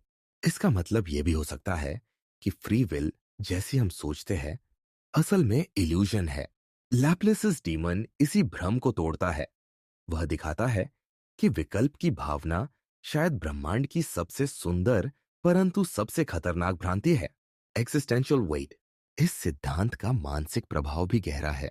अगर सब कुछ पहले से तय है, तो क्या हम जिम्मेदार हैं अपने कर्मों के लिए, या हम सिर्फ एक तयशुदा स्क्रिप्ट निभा रहे हैं? क्या नैतिकता का कोई मूल्य रह जाता है जब निर्णय हमारे नियंत्रण में ही नहीं? यह प्रश्न सिर्फ दार्शनिक नहीं है, ये व्यक्तिगत अस्तित्व के मूल को छूते हैं। A modern demon. आज का लैप्लेसिस डीमन कोई दैवीय कल्पना नहीं, बल्कि एक डेटा संचालित एआई सिस्टम हो सकता है, जो इतना विशाल और स्मार्ट हो कि वह तुम्हारे व्यवहार, सोच और निर्णयों की पूरी संरचना को समझ ले। सोचो, अगर तुम्हारे हर क्लिक, हर पसंद, हर सोच को ट्रैक कर पाने वाला सिस्टम मौजूद हो, तो वह तुम्हारे अगले कदम की भविष्यवाणी कर सकता है। तुम क्या देखोगे, किससे बात करोगे, और यहां तक कि तुम क्या सोचोगे। एआई की प्रगति के साथ लैप्लेसिस डीमन की यह परछाई अब फिर से जिंदा हो रही है, और इस बार वह कल्पना नहीं, बल्कि वास्तविकता का खतरनाक प्रतिबिंब है। अंतिम विचार। लैप्लेसिस डीमन सिर्फ एक दार्शनिक विचार नहीं, यह एक दार्शनिक चेतावनी है। यह हमें पूछने पर मजबूर करता है, क्या हम वास्तव में स्वतंत्र हैं, या हमारी स्वतंत्रता केवल एक संयोग है जिसे हम मर्जी कहकर दिलासा लेते हैं? लैप्लेसिस डीमन आज भी हमारे विचारों में जीवित है, न केवल एक गणितीय प्रयोग के रूप में, बल्कि स्वतंत्र इच्छा, पूर्व नियति और आत्मचेतना के बारे में गहन आत्ममंथन के लिए एक उत्प्रेरक के रूप में। Chapter 12। The two envelopes problem. कल्पना कीजिए, आपके सामने दो बंद लिफाफे रखे हैं।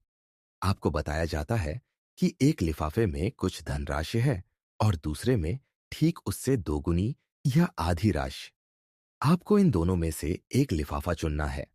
आप बिना खोले एक लिफाफा चुनते हैं और फिर आपको विकल्प दिया जाता है।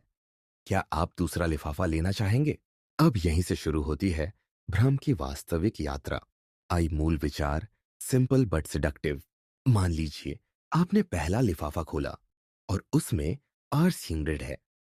आपके मन में स्वाभाविक सवाल आता है, क्या दूसरे लिफाफे में RS200 होंगे या सिर्फ अस्पची? आप सोचते हैं, अगर इस लिफाफे में छोटी राशि है RS अनसेट, तो दूसरे में बड़ी R200 होनी चाहिए। अगर यह बड़ी राशि है तो दूसरे में छोटी R50 होनी चाहिए।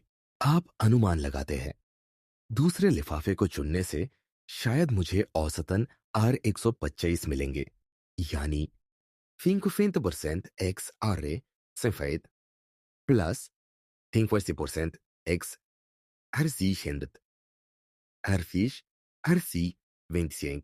पर यह तर्क, जो दिखने में अत्यंत तार्किक लगता है, एक गंभीर गणितीय भ्रम है। गाय, विरोधाभास क्यों है यह? The loop that never ends. यदि आप बार बार ऐसा सोचते रहेंगे तो आप हमेशा दूसरा लिफाफा ही चुनते रहेंगे, क्योंकि यह हमेशा ज्यादा लाभदायक प्रतीत होता है। परंतु ये स्पष्ट रूप से असंभव है।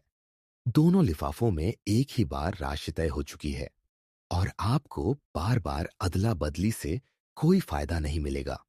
यह विरोधाभास इसी बात को उजागर करता है कि कभी-कभी प्रोबेबिलिटी का उपयोग गलत तरीके से करने पर हम तर्क की भूल भुलैया में फंस जाते हैं। 3. समस्या की गहराई, रैशनल डिसीजन या लॉजिकल ट्रैप। इस पहेली के पीछे छिपी समस्या यह है कि आप पूर्ण जानकारी के बिना निर्णय ले रहे हैं। यदि आप जानते ही नहीं कि आपने जो लिफाफा खोला है वह बड़ी राशि वाला है या छोटी, तो आप किसी ठोस गणना पर आधारित निर्णय नहीं ले सकते। यह एक इनकम्प्लीट इंफॉर्मेशन गेम है जहां निर्णयकर्ता के पास पूरा संदर्भ नहीं होता। यह चुनौती देती है हमारी डिसीजन मेकिंग क्षमता को, खासकर तब जब सामने वाले विकल्पों में असिमेट्री है, पर हम मान लेते हैं कि वो सिमेट्रिक है। आईवी bayesian एनालिसिस एक समाधान। इस समस्या को हल करने के लिए कुछ दार्शनिक और गणितज्ञ bayesian रीजनिंग का सहारा लेते हैं। बेसियन दृष्टिकोण में हम मानते हैं कि किसी घटना के होने की संभावना उस घटना के बारे में पूर्व जानकारी प्रायर पर आधारित होती है। मान लीजिए कि हम पहले से मानते हैं कि लिफाफे में रखी राशि एक सीमित सीमा में ही हो सकती है, तो यह मान्यता प्रायर पूरी गणना को बदल देती है। यह बताता है कि इस प्रकार की समस्याएं तब गहराती है जब हम अनंत संभावनाओं को वास्तविक मान बैठते हैं। वी मूल्य और निर्णय, बियॉन्ड मनी। यह विरोधाभास सिर्फ गणित की बात नहीं करता, यह जीवन के बड़े निर्णयों पर भी प्रकाश डालता है। अक्सर हम सोचते हैं कि शायद दूसरा विकल्प ज्यादा बेहतर होता, और यही सोच हमें डिसीजनल पैरालिसिस या रिग्रेट लूप में डाल देती है। हम अपने वर्तमान चुनाव से संतुष्ट नहीं हो पाते क्योंकि हमें हमेशा लगता है कि शायद उस तरफ ज्यादा है। ठीक यही मनोवैज्ञानिक सिद्धांत हमें उपभोक्तावाद, सोशल मीडिया पर तुलना और जीवन की असंतुष्टि के पीछे भी देखने को मिलता है। वही द इल्यूजन ऑफ ज्ञान, मानसिक चाल, द टू एनवेलोप्स प्रॉब्लम हमें यह समझाता है कि लाभ का भ्रम लॉजिक की अधूरी समझ पर आधारित होता है। जब हम सोचते हैं कि शायद वहां ज्यादा है, हम अपने निर्णय की स्थिरता खो देते हैं। यह वही जाल है जो जुए में, व्यापारिक निर्णयों में और यहां तक कि रिश्तों में भी दिखाई देता है। एक ऑल्टरनेट पॉसिबिलिटी का आकर्षण जो हमें वर्तमान से काट देता है। 7. Identical choices, different minds. यह दिलचस्प है कि यह विरोधाभास सभी के लिए अलग काम करता है। कुछ लोग कहेंगे जो मिल गया वो सही है और कभी नहीं बदलेंगे। कुछ हमेशा बदलते रहेंगे, शायद किसी बेहतर की तलाश में। इससे पता चलता है कि यह समस्या सिर्फ एक गणितीय प्रयोग नहीं, बल्कि व्यक्तित्व, आशा और डर का भी सूचक है। वी एतो क्या यह पहेली कभी सुलझेगी? विरोधाभासों की सबसे खूबसूरत बात यही होती है। वे सुलझाने के लिए नहीं होते, बल्कि सोचने के लिए होते हैं। द टू एनवेलोप्स प्रॉब्लम हमें यकीन दिलाता है कि हम कितने भी बुद्धिमान क्यों ना हो, तर्क का मार्ग हमेशा सीधा नहीं होता। उसमें आत्मनिरीक्षण और मूल्य आधारित दृष्टिकोण की आवश्यकता होती है। आव निष्कर्ष, व्हेन रीजन बेंड्स। तो इस विरोधाभास का उत्तर शायद यह नहीं है कि आपको कौन सा लिफाफा चुनना चाहिए, बल्कि यह है कि आप क्यों वह विकल्प चुनते हैं और उस निर्णय में आप क्या महसूस करते हैं। क्या आप संतोष में विश्वास रखते हैं या आप हमेशा अगली चीज में अधिक की उम्मीद करते हैं? द टू एनवेलोप्स प्रॉब्लम हमारे लिए एक दर्पण है जो न केवल हमारी सोचने की प्रक्रिया को दिखाता है, बल्कि यह भी कि हम खुद को और अपने विकल्पों को कैसे देखते हैं। Chapter 13, the problem of other minds. क्या तुम भी सोचते हो? मैं जानता हूं कि मैं सोचता हूं, पर क्या तुम भी? कल्पना कीजिए, आप किसी के सामने बैठे हैं, उसकी आंखों में देख रहे हैं, उसके हाव भाव को पढ़ने की कोशिश कर रहे हैं और मन ही मन सोच रहे हैं, क्या यह व्यक्ति वास्तव में कॉन्शियस है? क्या इसके भीतर भी वैसी ही आत्म जागरूकता है जैसी मेरे अंदर है? यही है the problem of other minds, एक दार्शनिक पहेली जो सॉलिप्सिज्म, फेनोमेनोलॉजी और सब्जेक्टिव एक्सपीरियंस की सीमाओं को चुनौती देती है। भाग एक, सिर्फ मैं। मान लीजिए आप ही अकेले सच में सोचने वाले व्यक्ति हैं। बाकी सब, आपके माता पिता, दोस्त, प्रेमी, यहां तक कि यह स्क्रिप्ट बस प्रतिक्रियात्मक यंत्र है। ऐसा सोचना पागलपन नहीं है, यह एक दार्शनिक स्थिति है जिसे सोलिप्सिज्म कहा जाता है। सोलिप्सिज्म के अनुसार सिर्फ आपका ही दिमाग वास्तविक है, बाकी सब संभावित भ्रम हो सकते हैं।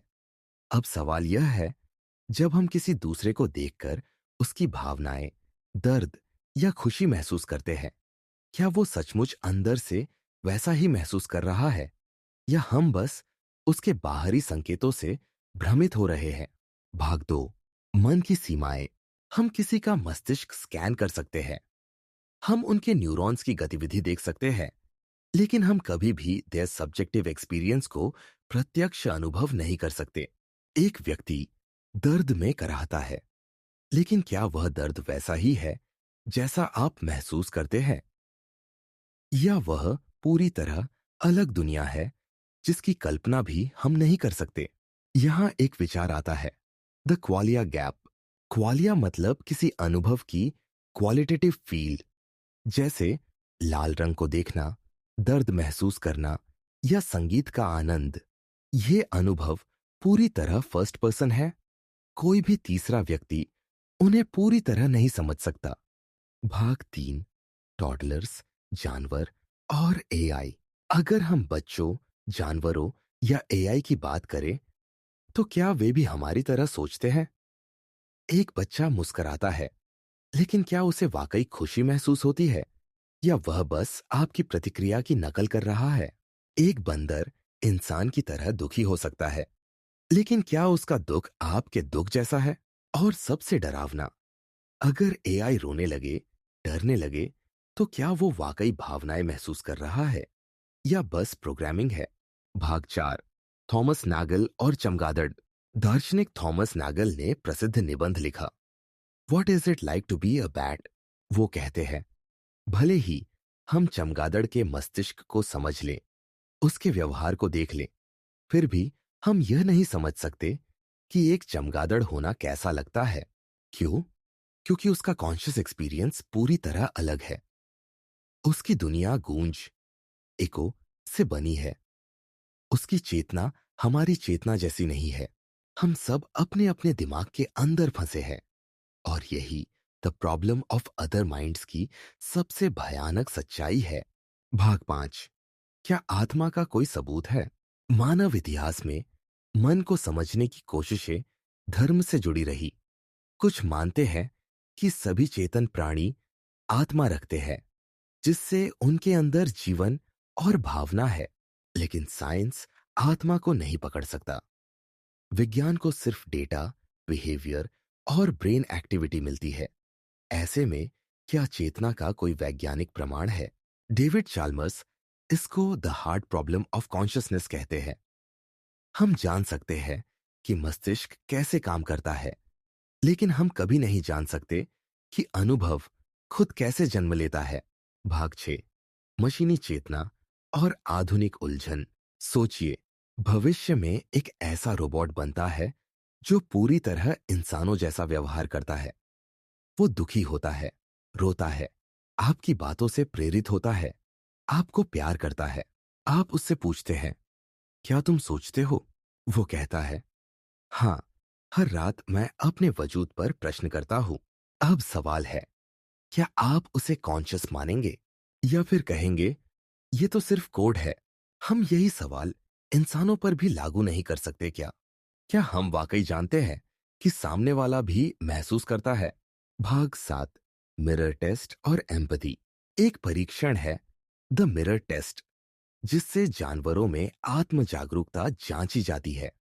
कुछ जानवर जैसे डॉल्फिन, हाथी और बंदर खुद को आईने में पहचानते हैं। तो क्या इसका मतलब वे भी कॉन्शियस है? क्या आत्म जागरूकता का मतलब चेतना है? फिर एम्पैथी की बात आती है। जब हम किसी को दर्द में देखते हैं और खुद भी दुखी होते हैं, क्या यह हमारी चेतना की पुष्टि है या सिर्फ एवोल्यूशन ने हमें ऐसा बनाया ताकि हम सामाजिक रूप से व्यवहार कर सकें? भाग 8, आइसोलेटेड माइंड, अकेलेपन की सबसे गहरी परछाई। एक बात तय है, चाहे जितना भी संवाद हो, हम किसी के मन में प्रवेश नहीं कर सकते। हर इंसान अपनी चेतना की जेल में कैद है। हम अपने दुख को शब्दों में ढाल सकते हैं, लेकिन सामने वाला उसे वास्तव में महसूस नहीं कर सकता।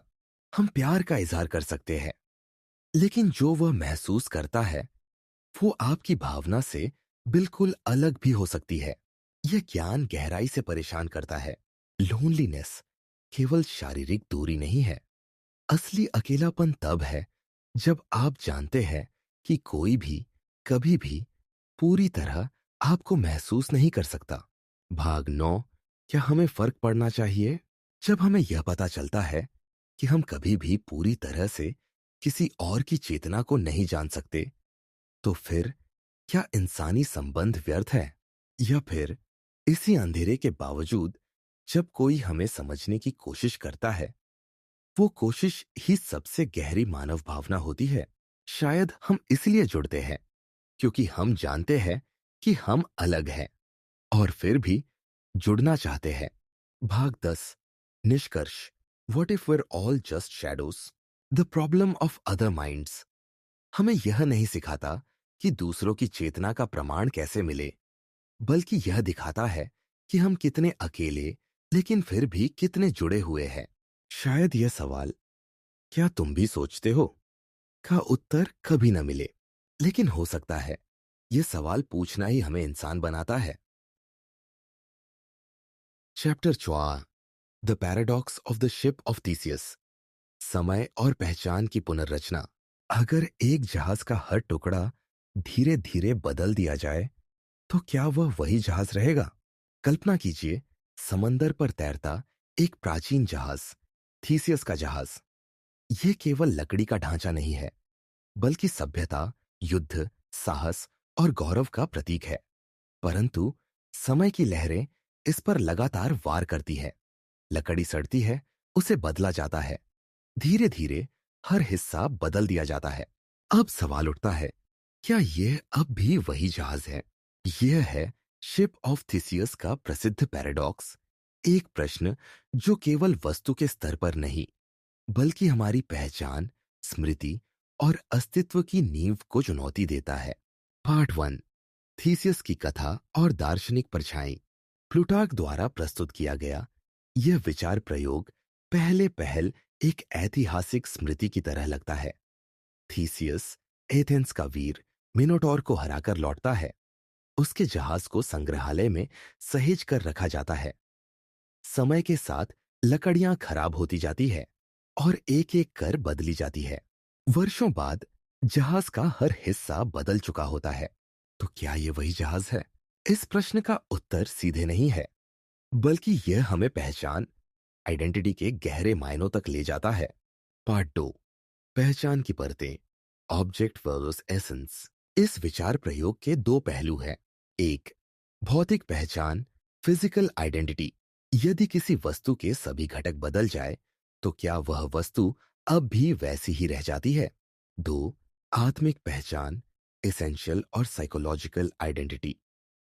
क्या किसी वस्तु की पहचान उसके रूप में है या उसके इतिहास, अनुभव और उद्देश्य में? यह वही प्रश्न है जो हम स्वयं से पूछते हैं। अगर हमारी कोशिकाएं हर 7 साल में बदल जाती है, तो क्या हम वही है जो 7 साल पहले थे? Part 3, personal identity. क्या मैं वही हूं जो बचपन में था?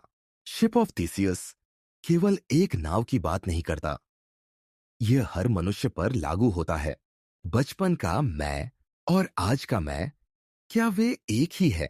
हमारी यादें बदलती है, हमारी सोच बदलती है, हमारा शरीर बदलता है, फिर भी हम यह मानते हैं कि हम एक सतत पहचान के धारक हैं। पर अगर सब बदल चुका है, तो उस मैं की निरंतरता कहाँ है? डेविड ह्यूम जैसे दार्शनिकों का कहना है कि आत्मा या सेल्फ कोई ठोस चीज नहीं है, केवल लगातार आती जाती धारणाओं और स्मृतियों का एक समूह है। पार्ट 4, कॉन्शियसनेस और अनुभव की निरंतरता। शिप ऑफ थीसियस का पैराडॉक्स कॉन्शियसनेस पर भी लागू होता है। कल्पना कीजिए कि आपका मस्तिष्क एक एक करके कृत्रिम हिस्सों से बदल दिया जाए। पहले एक स्मृति चिप, फिर तंत्रिका सर्किट। जब आखिरी जैविक हिस्सा भी बदल जाए, तो क्या आप अब भी आप रहेंगे? यह सवाल उठाता है कि क्या हमारी चेतना शरीर की बनावट पर निर्भर है या यह एक अलग सत्ता है? पार्ट 5, आर्टिफिशियल इंटेलिजेंस और पहचान। आज के युग में यह प्रश्न और भी प्रासंगिक हो गया है। यदि किसी इंसान की पूरी यादें, सोचने का तरीका, पसंद नापसंद, हर न्यूरल कनेक्शन को एक मशीन में अपलोड कर दिया जाए और वह मशीन बात करे, सोचे और महसूस करे जैसे वह इंसान करता था, तो क्या वह व्यक्ति जीवित है या फिर वो केवल एक अनुकृति है? शेप ऑफ थीसियस यहां एक नया रूप लेता है। अगर मूल चीज को धीरे धीरे कॉपी किया जाए, तो क्या कॉपी वही है? Part 6, metaphysics versus psychology. दार्शनिक इस पैराडॉक्स को दो दृष्टिकोणों से देखते हैं। एक, मेटाफिजिकल आइडेंटिटी, जो शुद्ध अस्तित्ववादी दृष्टिकोण से पूछता है कि क्या वस्तु वही रहती है। दो, साइकोलॉजिकल कॉन्टिन्यूइटी, जो अनुभव, स्मृति और आत्म जागरूकता के स्तर पर पहचान तय करता है। पर क्या हमारी पहचान केवल हमारी यादों का संग्रह है? यदि हां, तो अल्जाइमर जैसी बीमारी वाले व्यक्ति का स्व कहां चला जाता है? पार्ट 7, समाज, संस्कृति और सामूहिक पहचान। यह पैराडॉक्स केवल व्यक्तिगत पहचान तक सीमित नहीं है।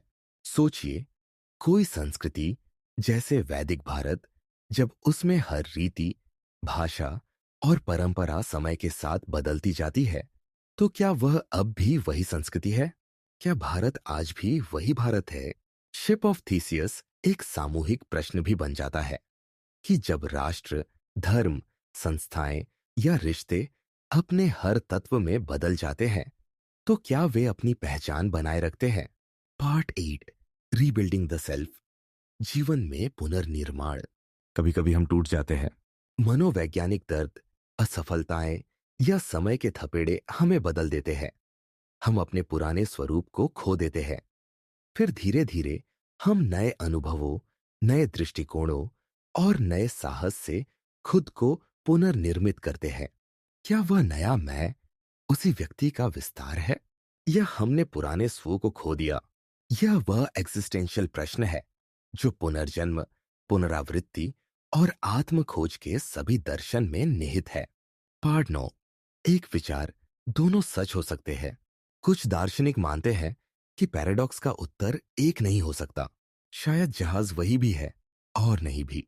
शायद पहचान, वस्तु या आत्मा जैसी कोई स्थिर चीज नहीं है, बल्कि एक यात्रा है, निरंतर परिवर्तन की एक धारा। हिराक्लिटस का विचार है, you cannot step into the same river twice. शायद हम वो नदी है जो बदलती है, बहती है, पर उसके प्रवाह में कुछ स्थायी भाव बना रहता है। कंक्लूजन, हम कौन हैं? शिप ऑफ थीसियस हमें केवल एक लकड़ी के जहाज की कहानी नहीं सुनाता। वह हमें आईना दिखाता है।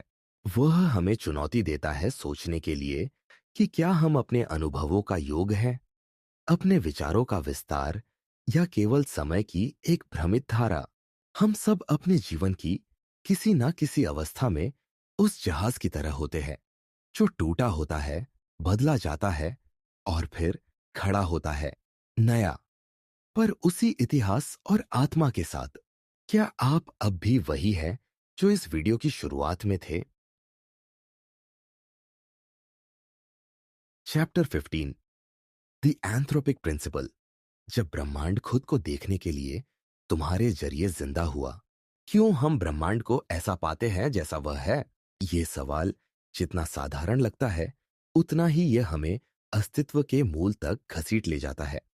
क्या ब्रह्मांड इसलिए इस तरह से बना है क्योंकि हम इसमें रहने के लिए मौजूद है, या फिर हम इसलिए मौजूद है क्योंकि ब्रह्मांड ने किसी तरह खुद को देखने का इंतजाम किया? Part 1, beginning with the paradox. ब्रह्मांड की फाइन ट्यूनिंग, ऐसी सटीकता जिसमें गुरुत्वाकर्षण का बल, प्रकाश की गति, क्वांटम के नियम इतने सटीक है कि अगर इनमें जरा सा भी बदलाव होता तो जीवन संभव नहीं होता। लेकिन यह सवाल खड़ा होता है, क्या यह सब संयोग है, या फिर ब्रह्मांड ने खुद को ऐसे गढ़ा ताकि हम उसे देख सकें? Part 2, the anthropic principle unveiled. Anthropic principle कहता है, हम ब्रह्मांड को इस तरह देखते हैं क्योंकि अगर यह ऐसा न होता तो हम यहां देखने के लिए होते ही नहीं। यह दो तरह से सामने आता है। Weak anthropic principle, we keep. हम जो कुछ भी देख रहे हैं वह इसलिए है क्योंकि केवल ऐसे ब्रह्मांड में ही हम मौजूद हो सकते हैं। एक प्रकार का निष्क्रिय स्वीकार, स्ट्रॉन्ग एंथ्रोपिक प्रिंसिपल, एसएपी।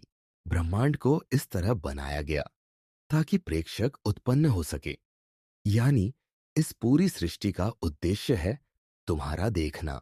यह डरावना है क्योंकि यह इंटेलिजेंट डिजाइन और सिमुलेशन हाइपोथेसिस जैसी धारणाओं को बढ़ावा देता है। Part 3, the dark twist cosmic solipsism. मान लो अगर ब्रह्मांड को सिर्फ तुम्हारी नजर से वैलिडेटेड किया जा रहा हो, तब क्या यह पूरा ब्रह्मांड सिर्फ तुम्हारे लिए है? यह विचार हमें ले जाता है सोलिप्सिज्म की दिशा में। शायद बाकी सब कुछ, बाकी लोग, बाकी गैलेक्सी एक भ्रम है क्योंकि केवल तुम देख रहे हो और सिर्फ तुम्हें देखना आता है। अब सवाल यह है, क्या हम ब्रह्मांड को देख रहे हैं या ब्रह्मांड तुम्हारे जरिए खुद को देख रहा है? Part 4, a thought experiment mirror universe. कल्पना करो, एक साइंटिस्ट एक यूनिवर्स सिमुलेशन बनाता है जिसमें हर law of physics fine tuned है। वो उसमें ऑब्जर्वर्स डालता है, ऐसे कॉन्शियस बीइंग्स जो अपने यूनिवर्स को समझ सके। अब सोचो, क्या वो बीइंग्स कभी समझ पाएंगे कि उनके लॉज उन पर आधारित हैं? क्या हम भी किसी हायर इंटेलिजेंस के सिमुलेशन में लिविंग ऑब्जर्वर्स हैं? यही एंथ्रोपिक प्रिंसिपल के अंदर छुपी अनकही चीख है कि तुम यहां हो ताकि ब्रह्मांड को अर्थ मिले। पार्ट 5, कॉस्मिक नार्सिसिज्म और डीप ट्रूथ। कुछ वैज्ञानिक इसे नार्सिसिस्टिक इल्यूजन मानते हैं। तुम कोई विशेष नहीं हो, तुम ब्रह्मांड का एक दुर्घटनावश हुआ आउटकम हो। लेकिन दूसरा पक्ष पूछता है, यदि हम इतने ही इनसिग्निफिकेंट हैं तो ये सब इतना प्रिसाइज क्यों है? ग्रेविटी इतना कमजोर क्यों है कि हम गैलेक्सीज बना सके? Why is the expansion rate of the universe perfect for star formation? Why is carbon chemistry so uniquely suited to complex life? ये सब संयोग नहीं लगता। ये किसी डिजाइन का इशारा है, या कम से कम एक अनदेखी स्ट्रक्चर का। Part 6, the double blind consciousness. Anthropic principle केवल ब्रह्मांड की फिजिक्स को नहीं छूता, बल्कि वह तुम्हारी चेतना को भी रिडिफाइन करता है। मानव मस्तिष्क इतना कॉम्प्लेक्स है कि वह खुद पर ही सवाल उठाता है। अब सवाल उठता है, क्या ब्रह्मांड को जानना खुद ब्रह्मांड का ही एक प्रक्रिया है? यानी कॉन्शियसनेस केवल एक ब्रेन फंक्शन नहीं, बल्कि ब्रह्मांड का सेल्फ अवेयरनेस हो सकता है। Part 7, simulation theory, the modern math. Elon Musk और कई आधुनिक थिंकर्स कहते हैं कि हम शायद एक सिमुलेशन में हैं। एंथ्रोपिक प्रिंसिपल इस थ्योरी को फ्यूल करता है, क्योंकि सिमुलेशन में ऑब्जर्वर्स का होना जरूरी है, फाइन ट्यूनिंग होना एक्सपेक्टेड है। हम ऑब्जर्व कर रहे हैं लेकिन ओरिजिन नहीं जानते। शायद तुम किसी एआई के प्रोग्राम ड्रीम हो जो खुद अब सपने देखने लगा है। Part 8, free will versus designed observation. Anthropic principle एक और बड़ा सवाल उछालता है, क्या हम फ्री है या प्री डिटर्मिन्ड? अगर यूनिवर्स सिर्फ हमारे देखने लायक डिजाइन हुआ है, तो क्या हमारा निर्णय, विचार और इवन क्यूरियोसिटी भी कोड का हिस्सा है? क्या तुम्हारा सवाल पूछना भी उसी डिजाइन का एक्सटेंशन है? Part 9, philosophical collision, nihilism versus purpose. यह प्रिंसिपल दो कट्टर धारणाओं के बीच टकराता है। नायलिज्म, ये कुछ भी अर्थपूर्ण नहीं है। तुम यहां हो क्योंकि संयोग से केमिकल रिएक्शंस ने तुम्हें बना दिया। पर्पसफुल एग्जिस्टेंस, तुम हो क्योंकि तुम्हारे होने से ब्रह्मांड को खुद पर गर्व होता है। क्या तुम्हारा अस्तित्व पर्पसलेस है या तुम ही कारण हो सबका? Part 10, conclusion, the observers burden. शायद ब्रह्मांड की सबसे बड़ी विडंबना यह है कि तुम्हें कभी यह पता नहीं चलेगा कि तुम क्यों हो। हो सकता है तुम्हारा होना ही सवाल का जवाब हो और तुम्हारा देखना ही ब्रह्मांड का अर्थ। पर अगर एक दिन तुम्हारा देखना बंद हो जाए, तो क्या यह ब्रह्मांड भी तुम्हारे साथ खत्म हो जाएगा? तो दोस्तों, क्या इन सभी दार्शनिक पहेलियों ने आपके सोचने के नजरिए को झकझोर दिया? अगर हां, तो इस वीडियो को लाइक जरूर करें, अपने विचार कमेंट्स में साझा करें, और अगर आप चाहते हैं कि इसका पार्ट 2 आए, तो पार्ट 2 लिखकर हमें जरूर बताएं। अगर अभी तक आपने सब्सक्राइब नहीं किया है, तो जरूर कर लीजिए, क्योंकि अगली बार हम और भी गहरे और चौंकाने वाले विचारों में उतरने वाले हैं। अगला विषय क्या होना चाहिए, हमें नीचे कमेंट में बताइए। मिलते हैं अगले रहस्यमय अध्याय में।